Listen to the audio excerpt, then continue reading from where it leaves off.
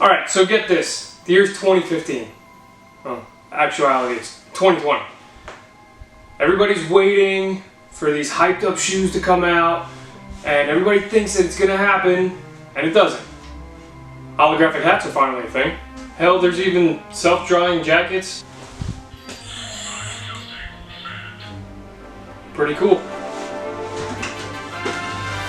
And the Cubs just won the World Series. But the one thing that everybody's been waiting for, or at least sneakerheads like myself were waiting for in 2015, were power lacing shoes. They didn't come out. Well, at least not to the masses yet.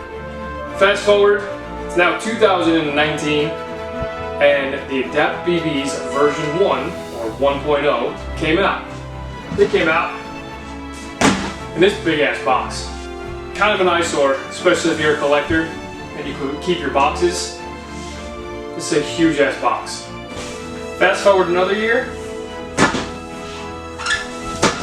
Nike Adapt BB 2.0. Welcome sneakerheads, nerds, and soul collectors. This is going to be the unboxing and comparison of the 1.0s to the 2.0s. So what we have in front of us here is the Adapt BB 1.0s, or like the box says, the Nike Adapt Earl BBs. Earl standing for Electronic Adaptive Reactive Lacing, and the BB is for basketball.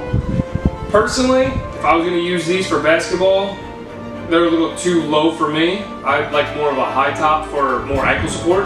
That's if and when I do play, but it's pretty much never because I can't play for the life of me. These shoes are one of a kind to get on the basketball court. I'm sure the lacing system inside, which is more like underneath this mesh, which is more of like a wiring system, it does support fairly well. I use these recently going to some of the local theme parks, and I will say that they are comfortable. I didn't have any back issues or anything like that, or pain, but they are on the heavier side. So after a while, I have a pair of Ultra Boost 19s from Adidas. I put those on after I was wearing these, and those things felt lighter than a feather compared to these. These are fairly heavy, and they're kind of awkward looking. They've almost got like a duck foot look to it from when you look down. But again, they're self-lacing shoes. You use your Adapt app, and you can tighten them from the app itself. You can tighten them from these buttons right here. As you can see, they light up. You can even change the lighting from the app. Same goes for the 2.0s, and that's what we're going to break out next. So compared to that big, bulky, overkill box for the 1.0s, this box is absolutely gorgeous for the Nike Adapt 2.0s. You can even see they've got like a holographic shine to it with the Nike swoosh. Up top, we got Nike Adapt BB version 2.0, year 2020. I guess that makes sense because that's now. Even the little accents on the side of the box are kind of like a burnt tip, burnt metal look. And the box is just so neatly done. I'm very impressed with this. Open it up. You've got your Adapt paper, and you've got your charger in the box. Again, gorgeous. Take it out, see what the charger looks like. Still wrapped up nice and neat. It is amazing, the detail that they put in just to this box alone. Then we take them out. There's one.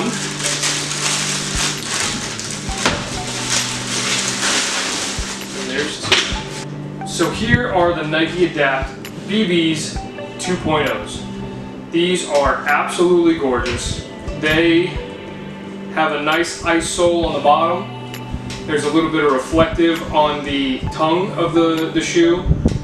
Even these raised vinyl pieces are very unique, and they kind of have a shimmer to them as well. Nike branding right here on the lacing system on both sides, and on the tongue leather it says version 2.0 Nike Adapt BB and spelt out year 2020. So which version do you like better? Personally, these are more of a mid-top, I guess, compared to the low tops of the Adapt BBs. And I love the exposed laces. That's one of my favorite pieces. And also, very faintly around here, it says Power Lacing System.